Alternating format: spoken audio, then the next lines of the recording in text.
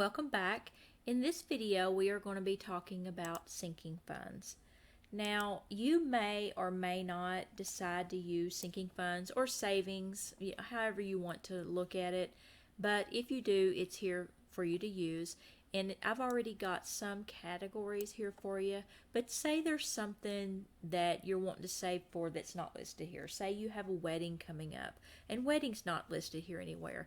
Now you can make wedding show up here. Now you don't want to change it here. Where you want to change it at is in the months tabs. Now just know that it doesn't have to be in January. It can be in February, March. It can be in any month you want. But all you got to do is go into one of the months and go down to the bottom, whatever month you're starting in.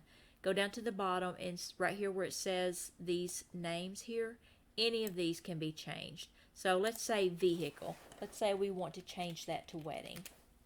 If we go back over to sinking funds, you'll see that changed to wedding right there. All right.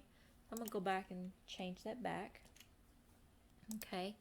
Now in this tab, the only two things you need to fill out are the need amount and the starting amount. So you'll fill out how much you need and how much you're starting with if you're starting with anything. So in our example, we're going to pretend we're going on vacation next year, and it's going to be a year from now. Now I'm in July. It's July 2022, so we're going to pretend we're taking a vacation in July of 2023.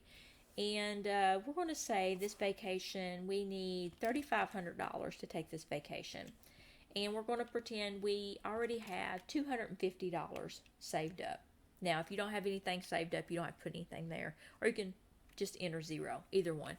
So once you get those numbers in there, you can pull out an old handy-dandy calculator, and you can say $3,500 minus $250 gives you $3,250 is what you need to save. You can do that, or you can scroll over, and right over here it will show you how much you've saved. So we haven't done anything through the year, so it's just showing whatever you started with, and then how much you have remaining to save.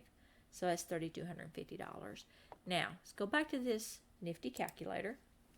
Now let's say we get paid every week, and each week we want a certain amount to come out of our money to go toward this vacation. So we'll take $3,250 and we're going to divide that by 52 because there's 52 weeks in a year. So let's divide that by 52, and that says we need $62.50 per week for us to be able to save for this vacation.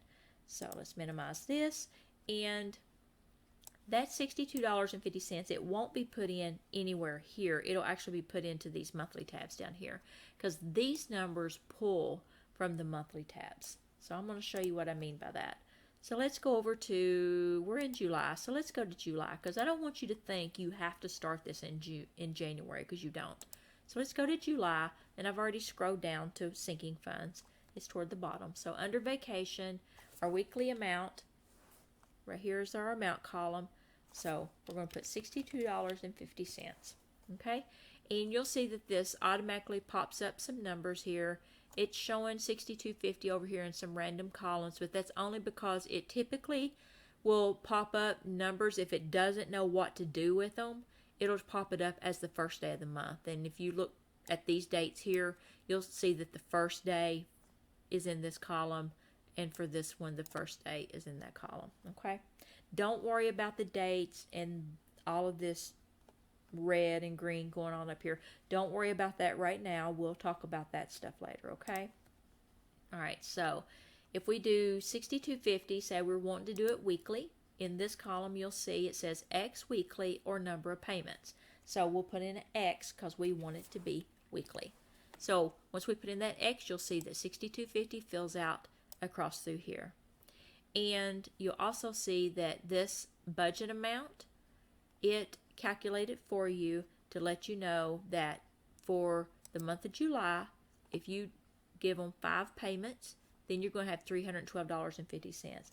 But say you're only going to be doing 4 weeks in July, because you know every month doesn't have 5 weeks. And again, don't worry about the dates. I just want to show you how the numbers change, because we'll talk about dates actually in the next video. So let's delete this last set of dates right here. And you'll see that 62.50 disappeared right here, and that 312.50 went down to $250.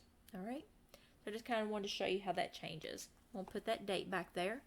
All right. Now, let's say you don't want to do it weekly. Let's say you want to do this monthly. Say you want to save 300 and how much was it monthly? If we took that number, 32.50, and we divide that by 12, that says we need $271 or $270.83. We'll just do that. $270.83. Say that is what you want it to pay monthly. Now I forgot what that amount was again. What was it? $270.83. Now that's your amount. Now if you left that X there, it's going to think you're wanting to do it weekly, and it's going to do a weekly calculation, but we don't want to do it weekly, so we're going to delete that X. Now if you do it monthly, you'll want to tell the spreadsheet what day of the month. So let's say at the 15th of each month, you want to take out this payment. So if you put in 15th right here, then it's going to take that payment out on the week that follows of the 15th. All right? And then you'll see that your budget amount says says $270.83. Now, let's say you want to do this twice a month. And so we're going to delete that 15th because that's not our date anymore. But let's say you want to save twice a month. So if you want to save twice a month, you'll take $32.50. You'll divide that by 24 because you're going to do it 2 times a month. So that means 2 times a month you're wanting to save $135.42. So let's plug in $135.42. All right, now right here, you won't put an X, but it also says or number of payments. So you're wanting to do 2 payments a month, so you'll put 2 right here. And so that right there gives you your total for the month. Now, as far as over here, the spreadsheet, like I said before, it doesn't know where you want to make those payments. You've got to tell it where you want to make those payments. So if you do something like 2 times a month, if you do it monthly, you can just enter a date here and it'll automatically do it for you. But if you're wanting to do something like 2 times a month, then you will need to tell the spreadsheet where you want it to come out. So say you want to come out on the 10th and the 20th of each month. So if you look up here, you'll see from 8/6 to 8/12, that will be your 10th column. And then over here is your 20th column from the 20 to the 26th. So this one you'll need to delete and just type it in right here. And then type your next one in right here for the 20th and delete that one.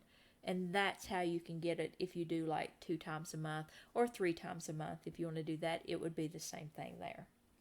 Okay, so let's go back to, I'm going to undo all of this and we're going to go back to our weekly so that I can show you over in the sinking funds tab what it does. So we're going to say $62.50 a week, and this month we're going to pretend we got 5 weeks. So let's go over to the sinking funds tab, click on it, and you'll see from July on it's going to be $312.50. Now just know this is not going to be the same. Once we get through the next video, you'll understand why. Like 1 month you'll have 5 weeks, 1 month you'll have 4, 4, 4, 5, 4, and that's kind of how that will work out. You'll see that later. But just know that this pulls from that spreadsheet those amounts, and then at the end it tells you how much you have left to save. Now let's just say, for instance, in the middle of July that you decided you wanted to pay an extra $100. Say right here you want to pay an extra $100. So you add that extra $100 and makes it $162.50. So let's go back over to sinking funds, and you will see that it added that $100 and took it right there. So I just want to show you that those changes can be made. And that's it for the sinking funds video. The next video we're going to do, we are going to talk about dates, and starting balances. So I'll see you over there. Bye-bye.